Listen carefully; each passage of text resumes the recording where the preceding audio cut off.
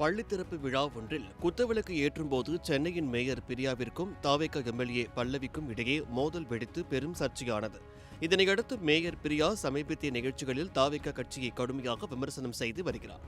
அந்த வகையில் மேயர் பிரியா அண்மையில் பேசும்போது, தற்போதைய தொழில்துறை அமைச்சர் தென்கொரியா சென்றுள்ளார், அவர் எதற்காக அங்கு சென்றுள்ளார் என்பது இதுவரை யாருக்குமே தெரியாது. ஒரு அமைச்சர் முதலீடு செய்வதற்காக வெளிநாடு செல்கிறாரா அல்லது திட்டங்களை தமிழ்நாட்டிற்கு ஈர்ப்பதற்கு போகிறாரா என்பதை குறித்து முன்கூட்டியே பத்திரிகையாளர்களிடம் தெரிவிப்பார்கள். ஒரு பத்திரிகை செய்தியானது வெளியிட்டு மக்களிடம் சொல்லிவிட்டுதான் போவார்கள். ஆனால் அப்படி எந்த ஒரு முன் ஏற்பாடும் இல்லாமல் அமைச்சர் சென்றுள்ளார் என்று தொழில்துறை அமைச்சர் கீர்த்தனாவின் பெயரை குறிப்பிடாமல் கடுமையாக விமர்சனம் செய்தார். இந்நிலையில் விருதுநகர் மாவட்டத்தில் நடைபெற்ற முதலமைச்சர் விஜயின் பிறந்தநாள் விழாவில் அமைச்சர் கீர்த்தனா கலந்து கொண்டு மேயர் பிரியாவின் விமர்சனத்திற்கு பதிலடி கொடுத்துள்ளார். இதுகுறித்து அவர் தாவேகா திருவிக நகர் சட்டமன்ற உறுப்பினர் பல்லவி குழந்தையுடன் சட்டமன்றம் வருகிறார், அதையும் கேலி கிண்டல் செய்கிறார்கள். கர்ப்பிணியாக இருந்தவர் தேர்தலில் ஜெயித்து சட்டமன்றம் வருவதில் என்ன தப்பு இருக்கிறது?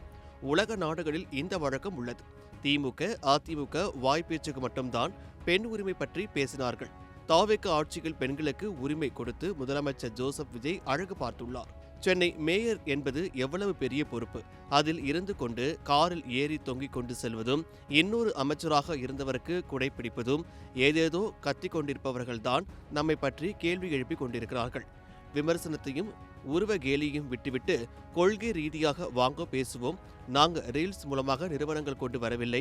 ஆனால் அதே ரீல்ஸ் மூலமாக எத்தனை பேர் வெளிநாட்டில் இருந்து விஜய்க்காக வந்து ஓட்டு போட்டார்கள் என்பதை பார்த்திருப்போம்.